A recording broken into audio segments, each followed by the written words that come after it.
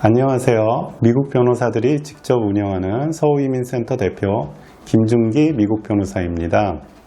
오늘은 NIW 신청 과정에서 RFE를 받게 되는 경우 그 의미와 최근 변화하고 있는 양상 그리고 효과적인 대응 방법에 대해 말씀드리겠습니다. 먼저 RFE가 무엇인지부터 설명드리겠습니다. RFE는 Request for Evidence의 약자로 미국 이민국에서 NIW 청원에 대해 승인이나 거절을 즉시 결정하는 대신 추가 증거를 요청하는 통지입니다.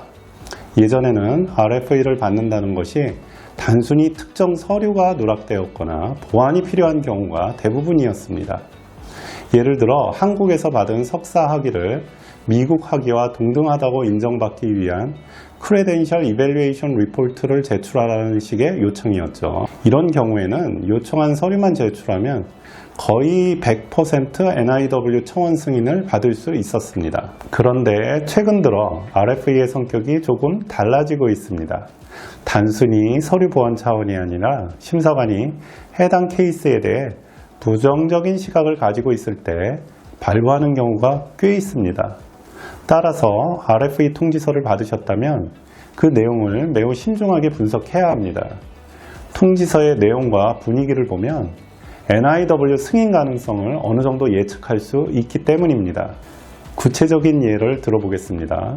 최근 RFE 중에는 미국 연방정부기관으로부터 추천서를 받으라거나 미국 내 회사나 기관으로부터 Job Offer Letter를 제출하라는 등 상당히 무리한 요청들이 포함되는 경우가 있습니다. 이런 종류의 RFE를 받게 되면 아무리 정성껏 답변서를 준비하더라도 승인 가능성이 크게 떨어질 수 있습니다. 이는 심사관이 이미 해당 케이스에 대해 상당히 회의적인 입장을 가지고 있다는 신호로 볼 수 있습니다.